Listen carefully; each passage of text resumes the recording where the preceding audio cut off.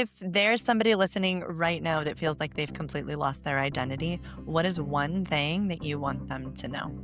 So if there's something in life that gave you some joy, gave you some hope, gave you some happiness, some laughter, and you overlooked it, I think it's time to look within and find that thing, whatever it is. I would say you are ahead of where I was for most of my life, because if you are feeling that you are uncertain of your identity, I wasn't even there, okay? So you are miles ahead. If you feel unsure, then you know that there is a different direction to go. So I would like that person to know, what are the obstacles that are keeping me from getting there, and work on identifying them and removing them. Your identity isn't something you just discover one day and suddenly you feel like you're connected to it.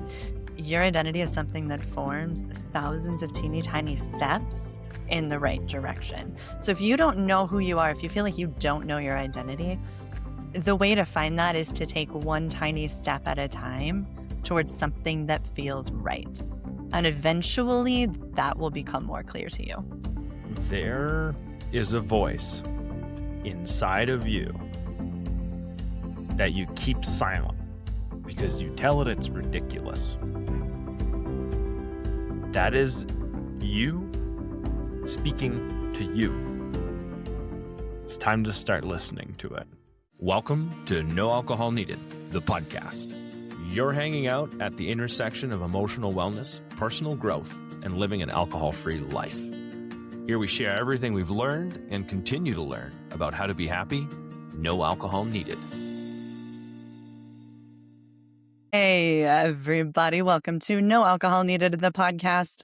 So happy you're here with us today. We are going to talk about identity and that like a weird who am I state that we pretty much all reach at some point in life. We're here with Mike and Barclay, and we're just going to dig right into this and see where this conversation goes. So we all know there's like that who am I moment that shows up. For a lot of people, it happens after they stop drinking. Also, that's not the only time people experience this, but it's like completely disorienting when you reach that point of life. So, and I think it happens with transitions throughout life. So our identity changes multiple times as we go. But we're going to dig into that today. So we're just going to start with like, tell us about a time where you realized you kind of didn't know who you were anymore. Well, for me, that would be, you explained it very well. For us, something I'm assuming we each have in common is that we've struggled with alcohol or addiction in our past, and live a life now in recovery to figure out how to live without that. So for me, absolutely the inflection point of trying to figure out my identity, I would say the highest crisis point feeling of like, who the hell am I anymore, all ties in. I mean, it's inextricable from my recovery timeline. It's when I got clean, like I always use air quotes for it, when I got clean, stopped drinking and using. That was absolutely for me. And that when people refer to themselves as grateful alcoholics or grateful addicts and that kind of thing, that's the way I relate to that, because that's the reason I'm most grateful, because that was the impetus for me doing so much self-discovery. Mm-hmm. Yeah, I think that those two things kind of coincide for a lot of people, because once you stop numbing everything in your life, all of a sudden you're like, okay, what's going on here? And why do I feel like I'm completely out of place in my whole life? Right. Yeah. And that's when that starts. That and the corresponding life changes, that often come with it. Definitely. Usually things are shifting with your change in lifestyle if you're moving away from drinking or using. And that was the case for me, the career transition as well. So for me, very much the inflection point of finding identity in myself. For sure. I think for me, it's every morning when I brush my teeth, I struggle to figure out who I am. But no, That was interesting. There's a little bit of truth in that joke. I struggle with who I am every time I look in the mirror, to be honest. I mean, who is that guy? I think alcohol is the big one, and that's I don't want to say the easy one, but that's very easy for all of us to identify with. But for me, when I graduated from college, I was told to go do a family business, and then at first I said no, and then almost got fired, and then basically my dad said you got to go to Virginia, and then that was in 2003, and so in 2009. Like, I just hit this breaking point of like, I do not want to do this anymore. I don't know what I'm going to do, but I know I don't want to work for somebody else, your father, and live somebody else's dream. And so, still to this day, I still, I can't answer that question confidently of who am I, but I know I didn't want to be this person. And I didn't want to live in a family business run by my dad and be told what to do. And so it's been a struggle to kind of find who I am from 2009 till now. And, I don't know if I'll ever be 100% positive about who I am, but I knew what I didn't want to be. And so uh, that was a very reflective point in my life of reading some books and doing sobriety. And there was a lot going on mentally. Mhm. But it was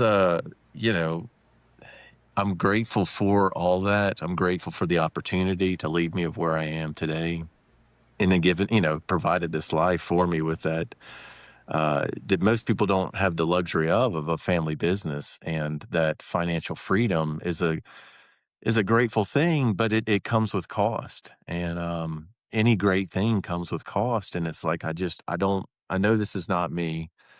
So let me go figure that out. And I kind of ask that every day. Who am I? Mhm. uh, but it's a journey, and it's almost like happiness. Like sometimes happiness is a journey. Like there'll be small points of high and low, and like, hey, I feel like me. And then other days I'm like, I do not feel like me. This sucks. So Right.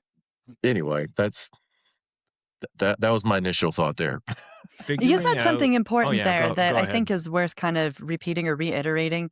And it's something that I've said several times lately. Like, if you have no idea who you are or where you're heading or what you want or what feels right, you at least took the time to figure out, like, this is not who I Yeah, am. So yeah, when you can start identifying, this is not me, I am not the kind of person who drinks every day. I'm not yeah, the kind of person who lets my dad tell me how to live my life. I am not. yeah, And as soon as you start picking those out, you can start yeah, making action, like taking actions and making decisions that at least reflect that, and it'll move yeah, you closer to something that feels right, authentic and right. yeah, yeah. No, I that's good. I think it's Perfect. easier to figure out who you're not before you Yeah, figure out who you are. Like yeah, it's very easy for someone to turn around and be like, "Barclay, you're a fisherman and you hate fishing." You know what I mean? You're like, that's not who or what I am. Like yeah, you can argue that really easily when you start getting into lanes where you kind of think you might be in, but you don't really know or you don't want to commit to, yeah, because then I have to maybe let go of a little bit of me to get that other part or discover it. And then what yeah, happens? What happens if I don't actually like that thing? I can't say how many times I've actually said that yeah, yeah, sentence. What happens if I don't like it? Like I feel yeah, like I've wasted time trying to discover the thing. For me, I easily the inflection point was when I quit drinking. That's but there's a giant lag time from when I quit drinking to me actually asking the question, who the hell am I? Like me yeah, discovering, having that, I don't even know if you wanted to call it a feeling, but there's almost this emptiness of lack of purpose or lack of something. yeah, And from the way I can put this, or the best way to describe it, is once I removed alcohol, the person I needed to be to keep that out of my life created void. yeah, And the void created time and space that I now had the ability to fill. I didn't go to the outings to begin with because I was too scared. I wanted to protect my sobriety with all of everything of my might. So my fear kept me from doing those other things or Yeah. discovering whether I liked it or not. Mm. And it was in that time and in making the decisions to say, okay, like, I gotta stay sober. And so it was all of the other decisions that I made to maintain the one thing that helped me find out who I was Yeah. and what identity I guess I was going to hang on to next, because the void of, you know, the people and events and gatherings and friends and all of that other stuff that kind of filtered away. I think it was the lag time that Mm-hmm. that between one, Mike's got some stuff going on at home. Lucky rabbit.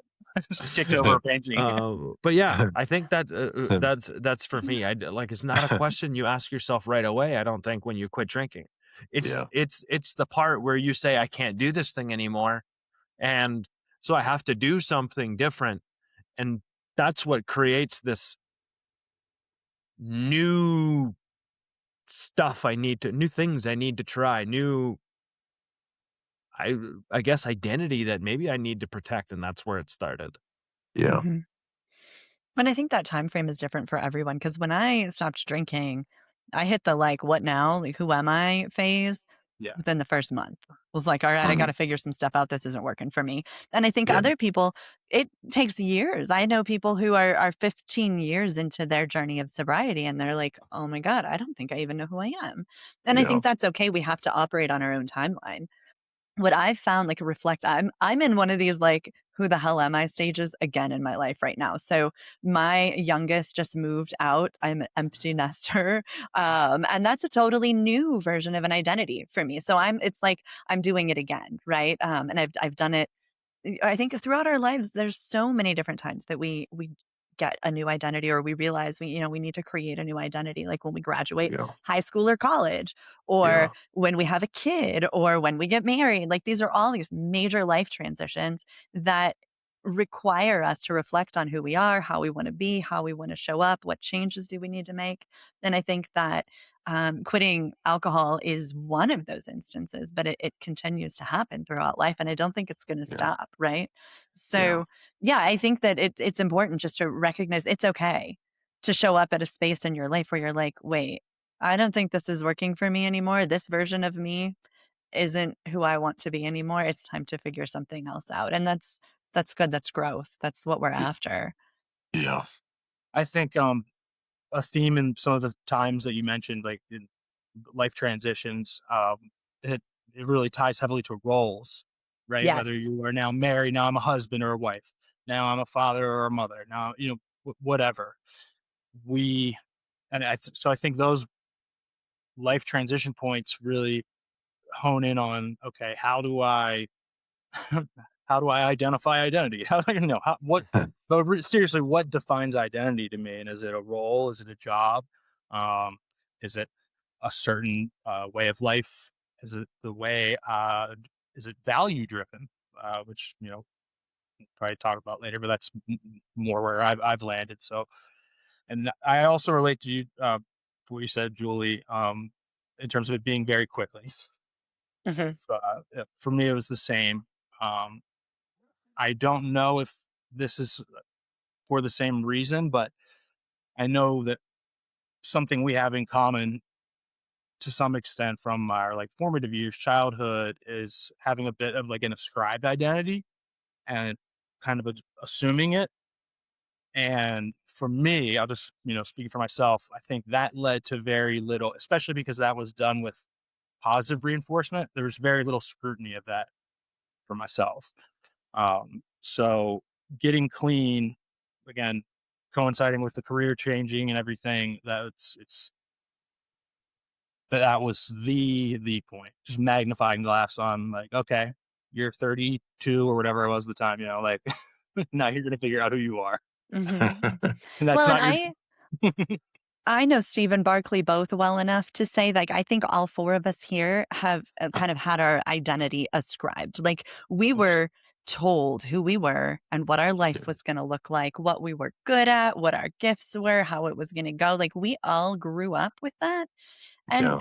what do you do as a kid when somebody's like, this is the way that it's going to be? And like you said, Mike, like it's positive reinforcement. You know, you do the thing that's expected of you, and your parents are like, good job. And so you're like, Yeah. oh, I need to do more of that. And by the time you graduate or you become an adult, it's like you already have your whole identity figured out, but it was handed to you. And at Yeah. some point, we wake up and we are like, oh, I Yeah. actually get to choose that for myself. Yeah. And it can be scary, you know? It's like the fear of the unknown, of like wondering who it is and wondering who you are, wondering who you want to be, and even unsure of who you want to be, you know? Like a lot of people are like, this is what I want to do. And it's like you almost admire that like this person was somebody that I got close to in Virginia, was married, very successful. And I was like, I want to be like him. And I'm probably far from him because I'm fairly unsuccessful and not married, but it was a good start, like that was somebody that was going to be a good force to reckon with, and I still stay in touch with today because he had what I wanted. And he's a great role model. He's a great father figure. Um, but my life is very different, and so I guess I kind of really appreciated who he was and who he wanted to be. And I was like, damn, that'd be so cool to be Bill. I wish I was Bill. That'd be great. But I'm not Bill. I'm far from Bill. I don't know what I'm doing. I don't know what I'm doing tomorrow. But I know what I don't like to do. And so that the elimination game is helpful when you try to figure out who that person is, Definitely. And so that we scratched out a lot. We've got a lot of boxes that are scratched. So then you're that's headed in good. the right direction. Right. Right. I mean, I've done a lot of different things and figured out that I don't like a lot of things. And so, all that's good trial and error. I So mean, I'm gonna use what you're saying here to kind of lead into the next section of this, which is how do you know that parts of your identity just aren't meant for you anymore? Or how do you know when you try something like, no, this isn't a part of who I am or who I want to be? Like, what does that feel like and how do you identify it? well, like Barkley was saying there a little bit just before this, it's like he knows that's not something he likes. That's not part of who he is. It's like deciding to go on a vacation somewhere, and you're like, let's go to Kansas, and Yeah. everyone says no, right? Like, you know what I mean? Yeah. Because it's Kansas and it's flat. Poor and it's boring. Kansas. Sorry, if you're from Kansas, I'm sorry. Kansas. I think they probably get it too. I'm sure. That's funny. But I mean, I guess, you're going to scratch that one off the list and be like, no, I'm going to go to somewhere that has a lake or somewhere that has mountains or somewhere that, a place that you like. Yeah. Right. Anyways, I hijacked that one. Somebody else can answer now. No, that's good. I relate to what you're saying. Yeah, for me, looking at it in retrospect, again, this is not something I saw in the moment as this transition was happening, but I've realized that there's several ways to approach identity, and I realized where I really erred, I think, in terms of being true to myself and creating a life that was fitting and gratifying and all those things, for me was working for my identity as opposed to like my identity working for me. So that's kind of how I think about it now. Like if I'm doing anything that feels like I'm working for to establish this kind of identity or something, okay, I'm in a bad area.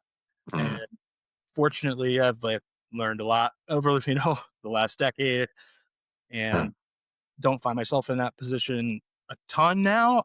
But in retrospect, I just see it, man, like just littered through my past in at moments where I really erred in judgment because I was driven toward trying to either maintain or underscore whatever, identity it was. I call it trying too hard. And I'll still Yeah. find myself sometimes, either in social situations or in work situations or whatever that might be, where I'm like, oh, I am trying too hard here. And I can feel like my self esteem start tanking, and I can feel like social anxiety rising, and I can feel all of those things kind of Yeah. coming up. And if I take a step back and look at everything that's going on, it's usually because I'm trying too hard. And I Yeah. think the first time I noticed that, I was like a couple of months into like my sober and personal growth journey. And that's when I pointed out like, oh, I'm trying really hard. Like you said, Mike, to underline this is who I am. And it was just, yeah, it was devastating for my mental health. Yeah. I think for me, I have to have fun. I that helps me realize that I like to have fun. And, sometimes there's some serious moments and you have to have serious moments in there. But if I'm not having fun, then I don't think that's who I'm supposed to be. And my character, my person, my role, that laughter is too much of a important part in my life. And so if there's not,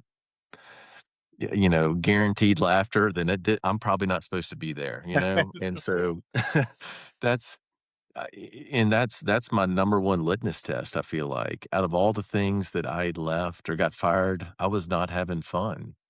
And I don't know, life is just too short to not have fun. And if you're not having fun in life, then like you need to rethink, like life is about fun. There's a lot of shit going on. I don't know if you've got the news on lately, but there's a lot of shit that is happening. And like we can get bogged down in like, or is today in is it ending tomorrow or the day after tomorrow? Like when's the world ending? Right. It seems pretty soon based on everything that's on my phone right now. But you know, I laughter is just so important to me that it's so sacred and close that it's gotten me out of so many situations where I wondered who I was, how I was going to get out of this, what is going to happen. And so I just try to take myself so not serious anymore. So because we're so small in the grand scheme of things, we're so small. And so let's just have fun and figure out. And if you and maybe you don't have to figure it out today. Maybe you don't figure it out tomorrow. Maybe your whole life you don't know who you are, but your whole life you go trying to figure out who you are. In my mind, I feel like that's a success because you're trying to find yourself, and maybe you never find yourself, but at least you can say, "Hey, I tried a lot of stuff. I went a lot of different routes, and I was never confidently who I thought I would be." But it was a fun journey and it was a fun life. And that part is pretty cool. So Absolutely. Yeah. that's what I Yeah. mean by value driven too. That, Yeah. it's being driven by your value of happiness, laughter, which again, I've also happen to relate to very much. Yeah. Yeah, if we're letting those things dictate, our decisions and stuff, Yeah. then usually we're better off than with some of the ways I mentioned before. Hmm. I'm Exactly. gonna tell a story here, and it has to do with the value driven piece that you're talking about, Mike, because early in my sobriety, Julie presented me with this thing that was, what are your values? I didn't want to do that at all. Like he seriously avoided that exercise hard. 100%. I was afraid to get to know myself because I was afraid. The actual fear that was there was that if I knew myself more, that means you would know me more. Mm. And that means I would be exposed to being known more. And the person that I had an attachment to, my friend, now had the choice to get to know me more. And if they left, I would feel that hurt. Mhm. It's the like, Yeah. what if you don't like What if my you don't like values? my values? What if you Mhm. don't like that version of me? Because now I have to, like, if I start defining it, when I started defining things, that sparked a lot of fear in me. Yeah. And I don't think I'm interrupting. I'm sorry, but I think it goes down to acceptance. is you want to be accepted, Yeah. and there's a fear of acceptance. Mhm. And Of so losing it. nobody, yeah. Mhm. And so nobody wants to feel rejection. They want to feel acceptance. And so I didn't mean to interrupt, but I think You're that, you're that sums up the yeah, experience that I yeah, had. Julie knows this because I avoided it like the plague. yeah, And I actually said those words out yeah, loud. yeah, No, I don't want to do that because I don't want you to leave. yeah, right. Which, I mean, it sounds absurd when I What? say it now, but Yeah, that was the underlying fear to me. yeah, In those And early days, though, we're all like, we've all shaped our identity around being accepted, like what Barclay's Mhm. talking about. Like, yeah, that's how we decide who we're going to be and how we're going to show up in life, right? And so yeah, in those early days, we start stripping some of that stuff away and we actually try to be real. And then there, like Steve's saying, there's that risk that, yeah, oh, this person might withdraw that acceptance of me. yeah, yeah, I mean, you go back to like, these are the things that I used to do that I'm going to yeah, try again.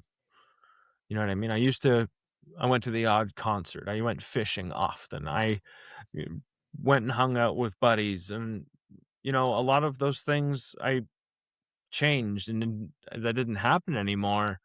And along with that, what did it take for me to find myself again? mm, Like I had to go out and try it all over again and then come back and be like,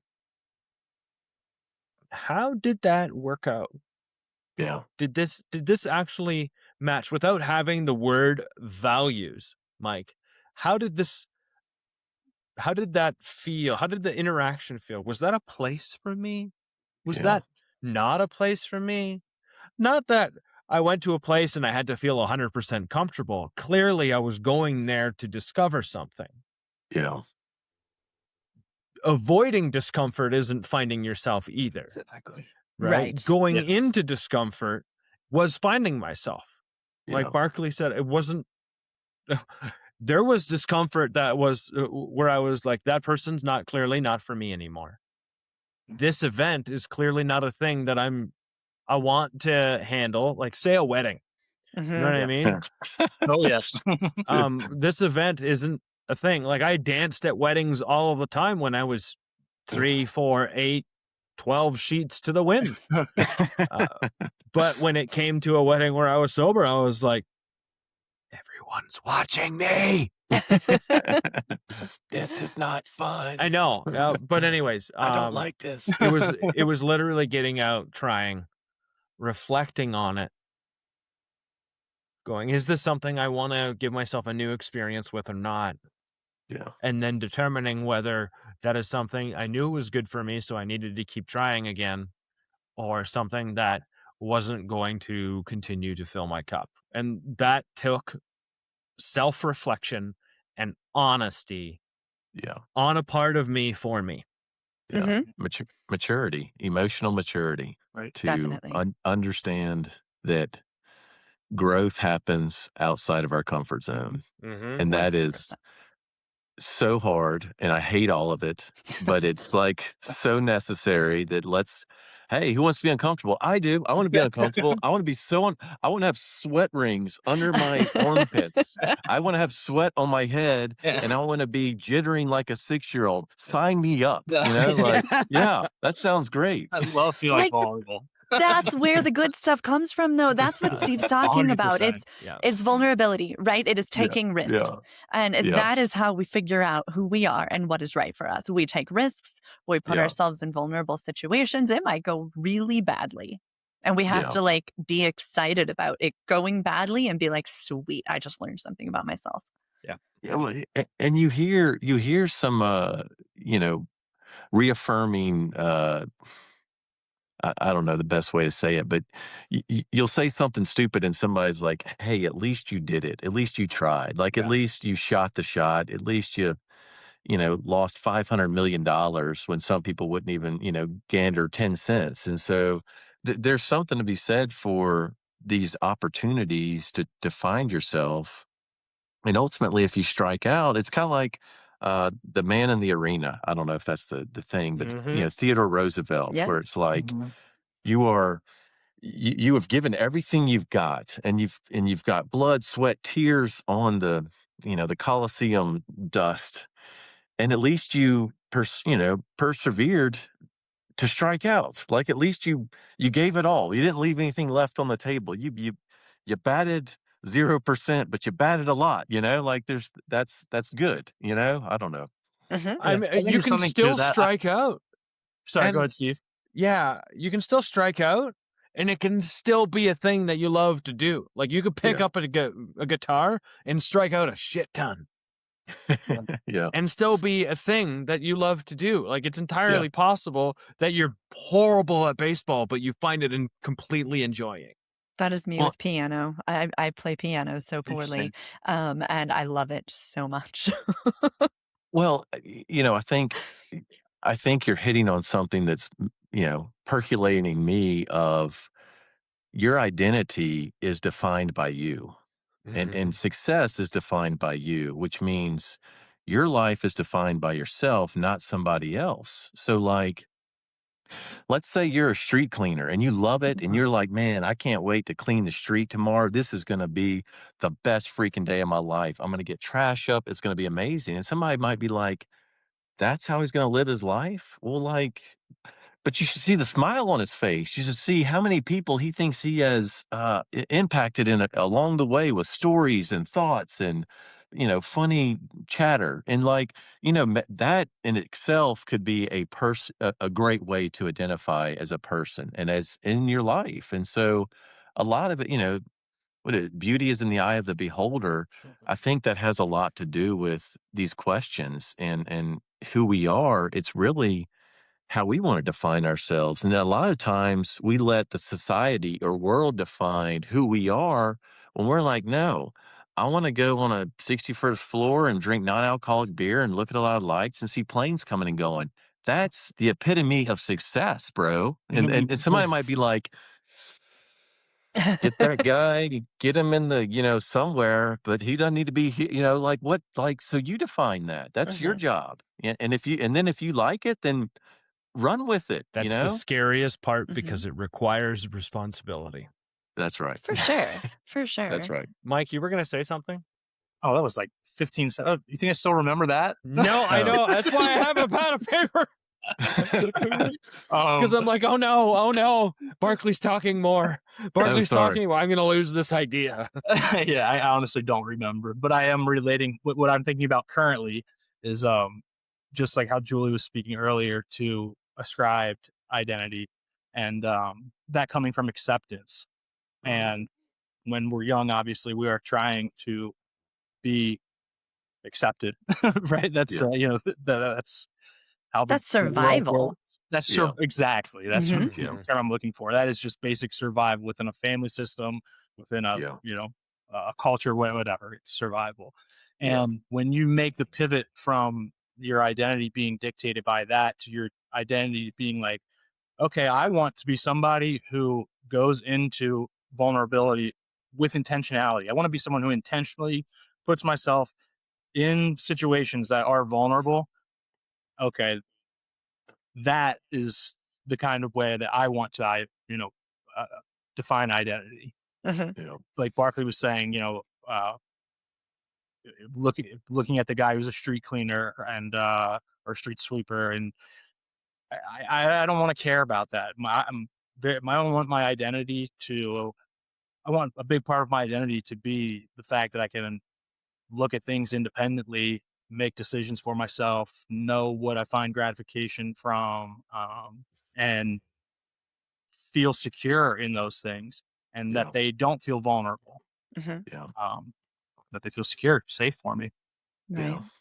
I'll share. So listening to all of this and like the ascribed identity and the like trying to be accepted and all of that, there's an exercise that I did myself and that I do with clients now that I'm going to share with you guys because I'm sure there's listeners who could like benefit from this.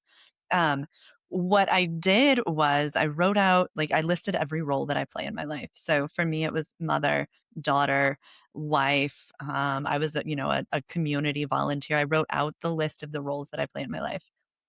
And then for each role, I wrote out all of the expectations of that role. So for a mother, it was, things like having a meal on the table and homeschooling my kids and making sure my kids were dressed decently and like whatever, and I did that for each of the roles. I mean, I listed out every expectation that I felt I had for each of those roles.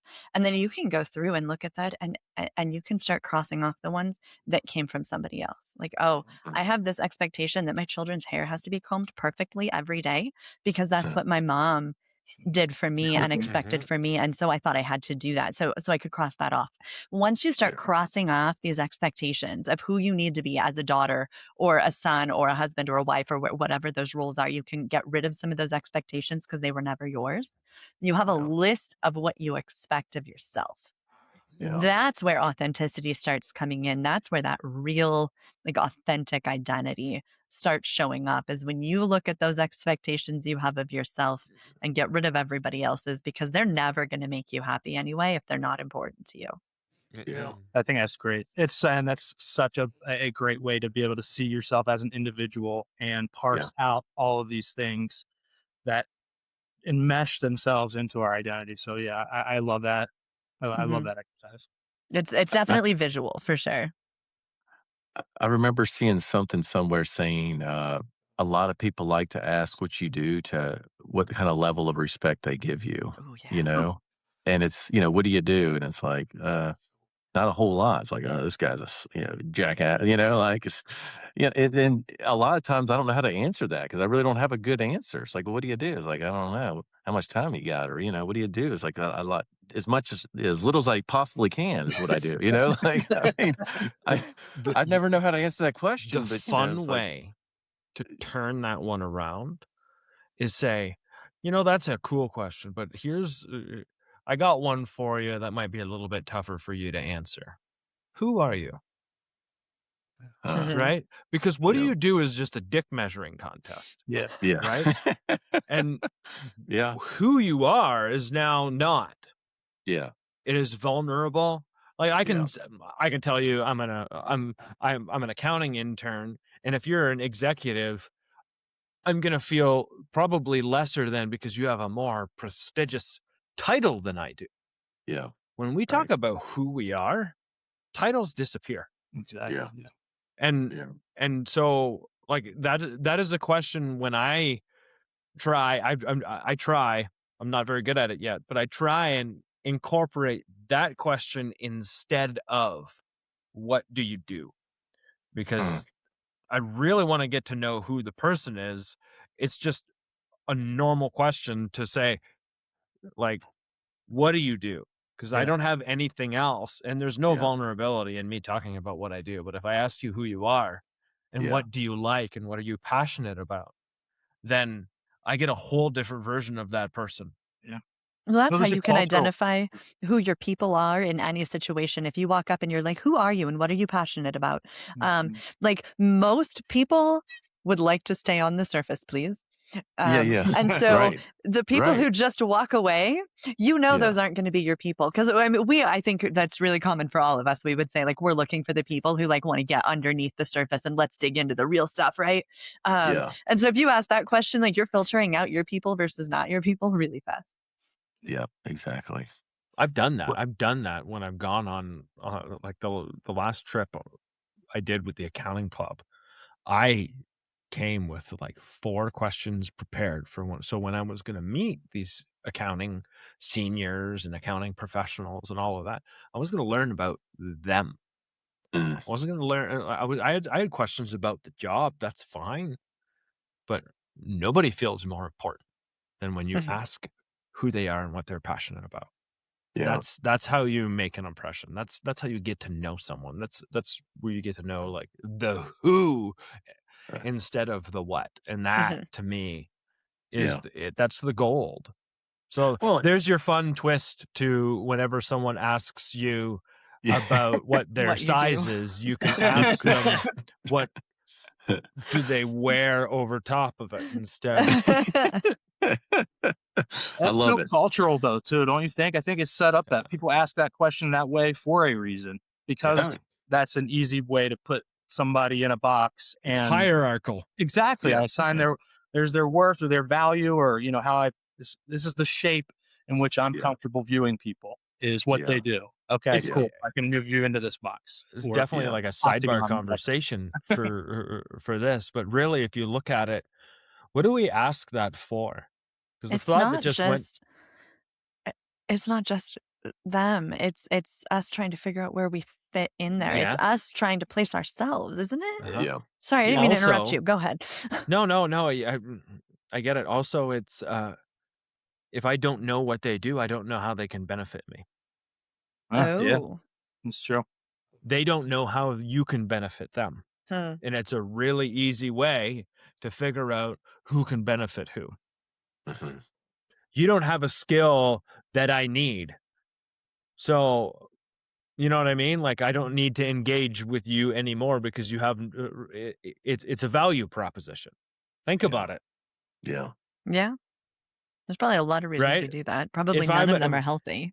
if I'm a I know things seem to go seriously, with- like I'm a tax guy. If I go around saying like I do taxes for a living, and that all of a sudden is a problem that you have, that I could potentially solve your problem, Yeah. right? But if I'm a trash dude, I have a trash guy already. Like, I don't really have a trash problem or whatever that is. It's I s- I would venture a guess that a lot of it is a value proposition. Yeah. Well, I- Hierarchical and a value proposition. Well, I think we're trained as humans to ask them what their name is and what people do. I mean, we've Yeah. heard it. It's just like passed down from lineage to lineage. And it's just like part of it. And so some of it is just like breaking that curse or the pattern, which is difficult to do, to really change it up on them. And then when they're changed up on it, there's like, you catch them off guard. They're like, that this is different. This is unfamiliar. But, I think Keanu Reeves said it best is, we ask, you know, what you do for life, or if you're married, or if you own a home, but nobody ever asks if you're happy, like nobody. So does any of that matter? Like, what part matters? What kind of car you drive, or are you happy is the real question. Maybe that's the question we should ask. Are you happy? I don't know. We're I go down different rabbit holes. I'm not sure what rabbit hole I'm in right now, I but think that's the same as like Steve was saying, as who are you? Is flipping the question in that way. It's who are yeah, you? yeah, Because again, I'm approaching it from like a value-based perspective. That's how I think about it personally. So like yeah, you were relating it to happiness. Even very yeah, early on, you said that happiness journey is really similar to the identity journey. Well, for yeah, me, they're like inseparable. yeah, Mhm. You know, yeah, so like if I'm talking to the street sweeper, and his answer is, "Oh, I'm someone who goes to work. I'm like hard working. I provide for my family because that's important to me. I have a family. These things." I am gonna stand there in fucking admiration of that person. Seriously, yeah, I'm gonna be like, "Dude, you are awesome. Like, yeah, let me yeah, hear more about this. Like, how yeah, how did you yeah, become who you are? Because that's yeah. like a really sick way to answer that question." Mhm. Well, I think, and once again, disclaimer: I may say some profound stuff, but at the end of the day, I'm a scared 6-year-old in the bathroom. So let me just start off by making sure everybody knows that. I may play a good part, but behind the scenes, there's a lot of that going on. But Barclay in his sweat circles. Yeah, there's a little sweating going on. you know, the quicker we find that life is an inside job, nobody will be able to take anything from you at any given moment, because eternally, I don't want to make this religious or, church based, but it's internal, and it's inside of you. It's like Shawshank Redemption. They let you tote that down there. It's like, no, it's in here. They can't get that from you. It's inside of you. It's hope. Mhm. There wasn't any music down there. It was in here. It's in here.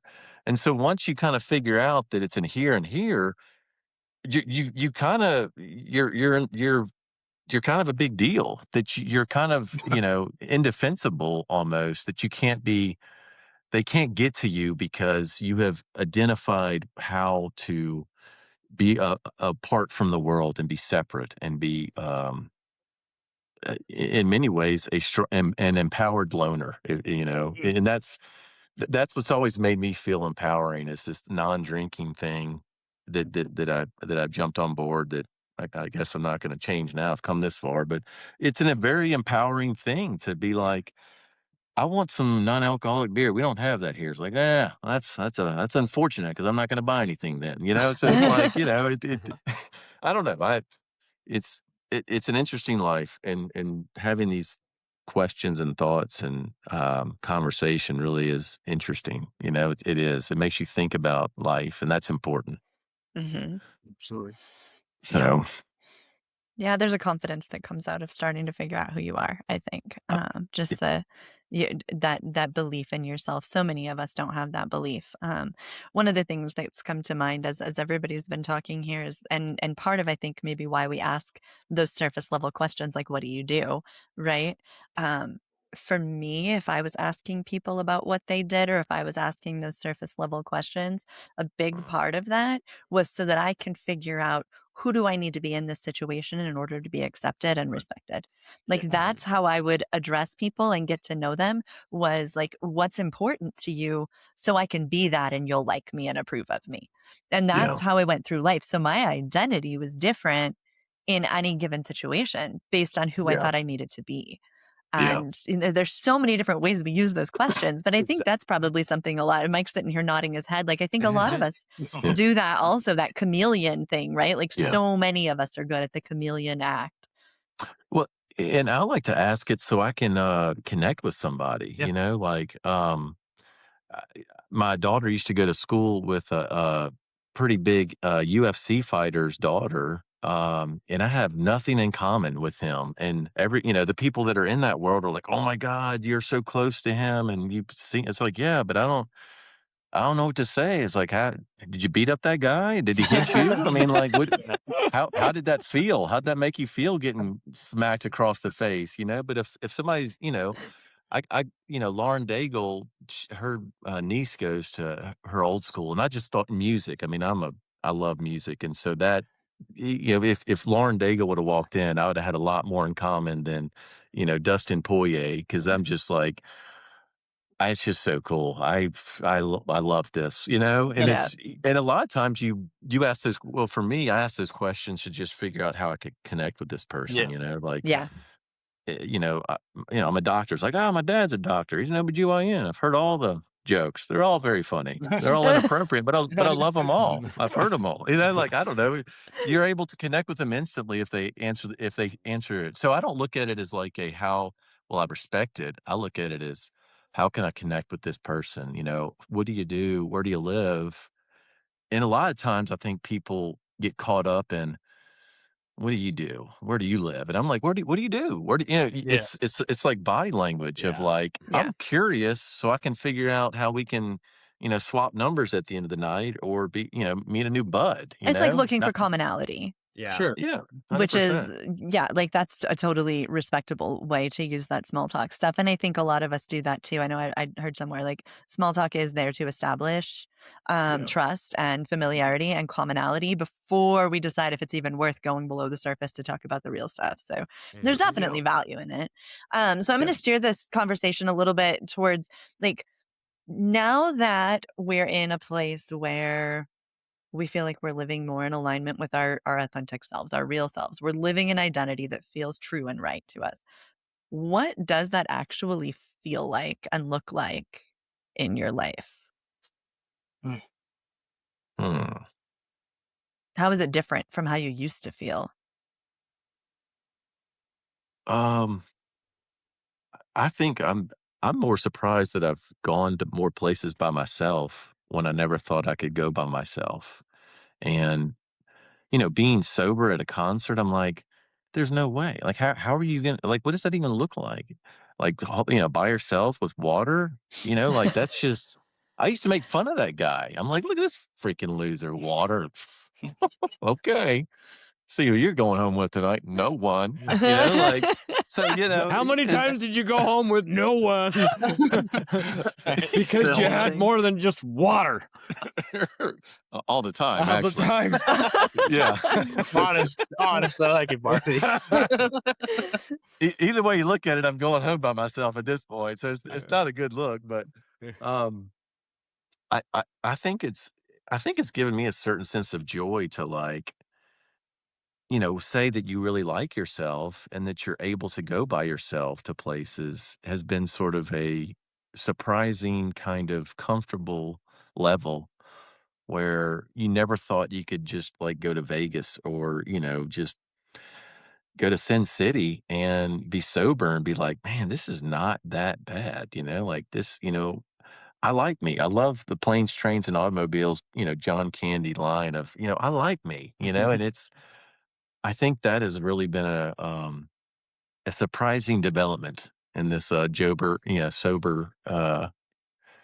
run. And to say that and to own it and to know that you like yourself sober has been pretty cool and pretty comforting, really. Hmm.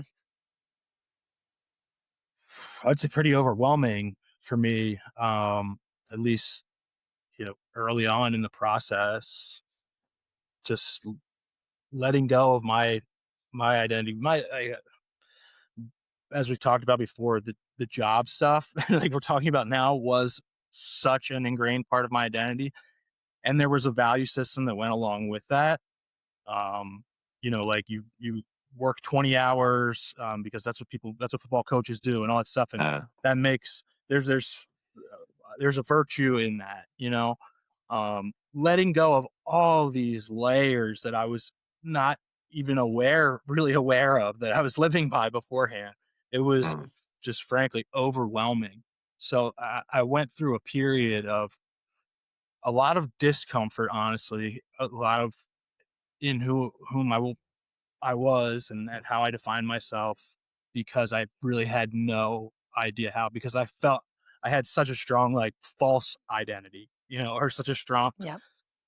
definition of identity by measurements I was no longer using, mm, Um, so yeah, it was really, really challenging. I would say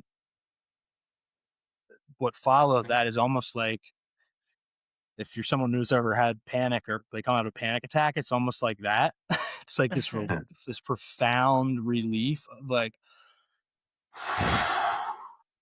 like really what it feels like to just exhale and Hmm. realize that, like, oh my God, my entire worth is not tied into whatever job I get next or how yeah, people, yeah, react when they ask me what I do for a living, like we talk about. That was incredibly liberating to me once I allowed it to be. yeah.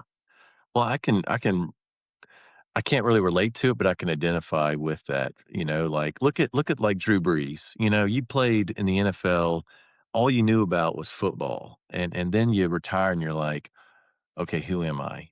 Hmm. This is kind of uncomfortable. There's not 60,000 people cheering my name, wearing my jerseys. I'm out at a mall. Like it's a little scary. Like I could Yeah. to just for any football person to or athlete in general, just to play and be successful for so many years and then to like do something else, it's you have to like really dig and figure out who you are and who you want to be. It's just like And sobriety, man. It was yeah, It's just Hmm. terrifying. like I'd be lying if I sobriety. said it was anything other than terrifying to me. And yeah, honestly, it was part and parcel of what put me on the route of recovery. yeah, Yeah, for sure. It was just untenable to be that yeah, way. Um, yeah, so Right. yeah, it was pretty terrifying at first. yeah. I can imagine. The living in alignment that you're talking about, Julie. Every time I got closer to alignment, especially um the super important stuff, the stuff that's been like more life changing, has always come with a layer of darkness. Mm. There is the person that I was for a really long time that served its purpose. And for me to move away from that, there are certain versions of me I had to let go of because they were no longer serving the purpose. The identities that are all intertwined to hold up the life that I was living before is stuff I had to move away from. it didn't, like, we're all laughing and smiling and all of this stuff, which is part of how we know we've found a little bit more of ourselves, because we're sharing the realness. The darkness that has come along with it, I mean, I've had some really dark times, and after those dark times were the moments where I was like, I am not fucking doing this shit anymore. This isn't serving me anymore. I've had enough of my own crap. Yeah. I'm not going to do it. I'm just not. And like, I've screamed letting go of that person, whatever that was. And it's like, I've had days where it's been super dark, or I've been super freaking angry at myself because I put myself in the same stupid spot all over again. Yeah. I'm feeling the same pain all over again. And I thought I learned the lesson. And I've let go of those identities because I've recognized the pain that I'm causing myself. Yeah. Mhm. And so I live in alignment more now than I ever have. And I'm also willing to take more risk than I've ever been willing to take, because I've felt it, because I've stepped away from the stuff that has caused me pain and found my solution and moved toward a closer, more aligned version of me and stepped through it. Without the pain, I would never actually say, this is the version of Steve that I want to be. Yeah. Mhm. And I know I'm far away from it. I also know that if I put enough effort into it, I will get there. Right. And those words would have never come out of my mouth beforehand Mhm. if I hadn't experienced all of those things in between. The fear of writing down what my values were because Huh. I was afraid of what somebody else thought. And Yeah. then 4 years later, on a car ride with Julie going to Utah, I share all 10 of them and everything that it means to me, and everything that I've written down, without filter, without anything. Here it is on the table, right? It's a slab of meat. Do whatever you want with it. I'm going to be okay. Yeah. Yeah. That confidence. And like, let's have a discussion. It's cool. Guess what? You get to learn about me. I get to learn about you. And that's a whole entire switch from being absolutely afraid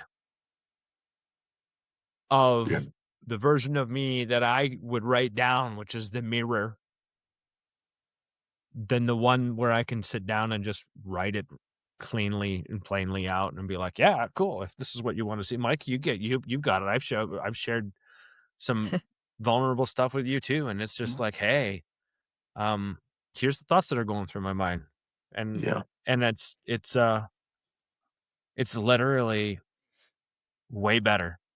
Yeah. Mhm. But it has taken a crap ton of time. I think we always need to make sure that we give ourselves grace there. Go for it, Julie. Time and action and intention, right? Yeah. Like, we don't get to the point of really loving who we are and having faith in who we are if we don't really get intentional about it and take action. I think when I think about, like, what does it feel to live in alignment with myself now as compared to what it was like before, I so sincerely hated myself most of the time. I remember looking in the mirror, like, just with absolute contempt for the woman looking back at me. I couldn't stand it. I didn't want anybody else to see who that was. I was trying to pretend to be everything so no one would know how horrible that I actually was.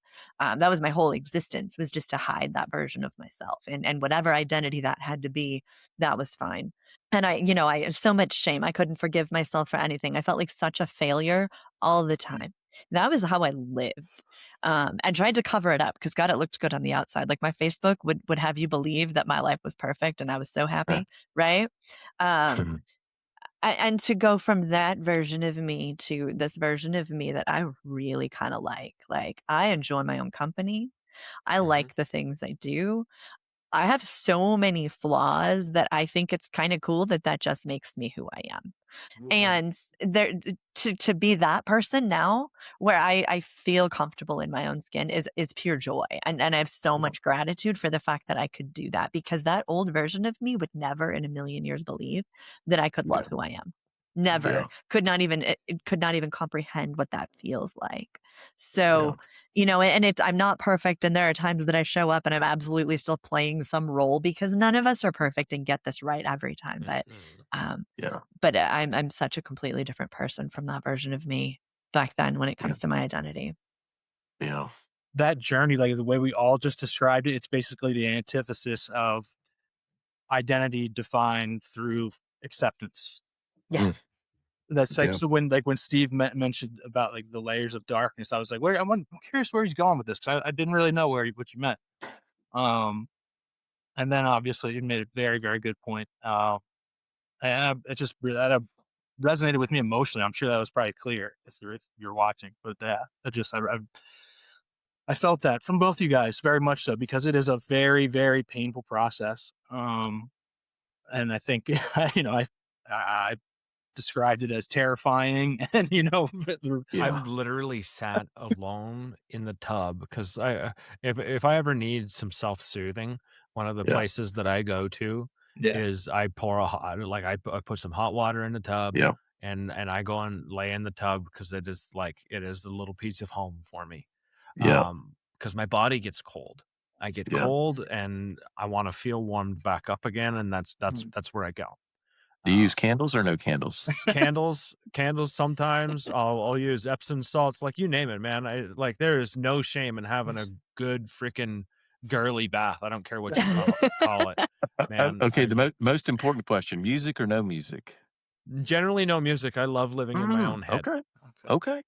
I like some good music. Yeah, I like silence. I like living in my own head. Now I forget where I was going to go with this. What were you saying, Mike? Yeah, I was talking about just how painful it is to really go through. Okay, back to the tub. I get it now. Finding the identity. I've literally sat in an apartment and screamed at the top of my lungs, and I couldn't tell you the reason for it. I could just, something needed to go out and something needed to change, and where I wasn't where I wanted to be. And if that wasn't the launching spot of change, I wouldn't be here where I am today. Right. In Colorado, going 2 years into an accounting degree, having packed my shit up and moved 1,600 miles away with almost nothing. If it wasn't for one of those dark moments. Yeah. Right. Like that's what it was. It was a dark moment that said, you better start freaking betting on yourself, dude, and bet on it hard. Live, be, try. Yeah. Mm-hmm. Well, I think we're all guilty of stinking thinking and your own worst enemy. And so, the mind is a complex thing. It's a very complex thing that we've all gone through traumas, and somehow all four of us are laughing today because we've gotten past those traumas. And so we have an appreciation of life because we probably have all been in those moments, or at least I can say I have 100%, where let's say you're sober and you lose custody of your daughter in an unrelated case because you started dating some crazy bitch, and you gotta that yeah. Didn't Like, see let's just, in theory, let's say if hypothetically, let's say hypothetically, who invited this guy? Oh yeah, Barclay. I'm sorry. It's all right. I went too low. It's just a good laugh. It's just a good laugh. But I think these are some heavy things that we're talking about. And so we do have to give ourselves some grace because these are hard. This is hard stuff. We're discussing the meaning of life. How many people, how many books are out there about they think they got the meaning of life? Nobody knows the meaning of life. Nobody honestly knows who they are. They'd like to think who they are. They want to know who they'd like to become, but they're not who they are today, where they want to be. It's like some people never get to where they want to go because they're stuck in their head. And that's okay. That's the individuality in us that makes us who we are. And then, if we can appreciate who people are, who they want to be, it gives us a sense of being Mr. Rogers for somebody, to accept that person for maybe not who they are, but for who they're trying to be. And so that's the ultimate test. It's not, maybe you hate a lot of stuff about somebody, but if you can accept for, them for who they are today, that's a hard thing to do, to accept somebody. And even when you don't like them. And so I don't know, That's the key there, even when you don't like them. Even when you don't like them. Okay, Julie, it's time to wrap this up. So go. Okay. Yeah. So if there's somebody listening right now that feels like they've completely lost their identity, what is one thing that you want them to know? I would say that 13 years ago, I dabbled in acting, and I have tried it and I enjoyed it, and I haven't touched it till maybe a year ago. So if there's something in life that gave you some joy, gave you some hope, gave you some happiness, some laughter, and you overlooked it, I think it's time to look within and find that thing, whatever it is. It could be completely unrelated. It could be related, and go down that journey and try it, and try to fail or try to succeed. But either way, the important part is you tried, and that's the most important part, is to try something that you thought may have given you joy, could be your identity moving forward. I would say you are ahead of where I was for most of my life, because if you are feeling that you are uncertain of your identity, I wasn't even there. Okay. So you are miles ahead. If you feel unsure, then you know that there is a different direction to go. So I would like that person to know, what are the obstacles that are keeping me from getting there, and work on identifying them and removing them. Yeah. That's good. I would say that your identity isn't something you just discover one day and suddenly you feel like you're connected to it. Your identity is something that forms thousands of teeny tiny steps in the right direction. So if you don't know who you are, if you feel like you don't know your identity, the way to find that is to take one tiny step at a time towards something that feels right. And eventually that will become more clear to you. Yeah, that's good. Absolutely. There is a voice inside of you that you keep silent because you tell it it's ridiculous. That is you speaking to you. It's time to start listening to it. It's not as ridiculous as you think it is. Thank you, Mike. Thank you, Barclay. Julie, amazing. It's a great, to our great listeners, episode. Yeah, absolutely. To our listeners, like, subscribe on Apple, leave us a review. We have stickers. If you made it this far, we have stickers. Send us a message. Send us a message. Where are they? There they are, right here. No alcohol needed. The podcast. Oh, that's cool. Perfect. Stickers. If you want one, we'll mail them to you for free. If you made it this long in the episode, we'll mail them to you for free. If you leave us a review. If you leave us a review on Apple. For real. For real. Tell us what you think. And be honest. I'm not kidding. They can be like a 1-star review. Just like say something. I'll send you 10 stickers if you give us a 1-star. No, a sticker, a sticker, a star. A sticker, a star. How does that sound? Amazing. Anyways, cool. Seriously, leave us a review. We'd love it. It will help get the podcast out to more people that need it. And Yeah. we're seriously not joking. Yeah. If We'll you do mail you that, stickers. we'll send you a sticker. All right. Yeah. We'll see you next episode. Thanks, All right. guys. Thanks, guys. Perfect. See you later. Bye-bye.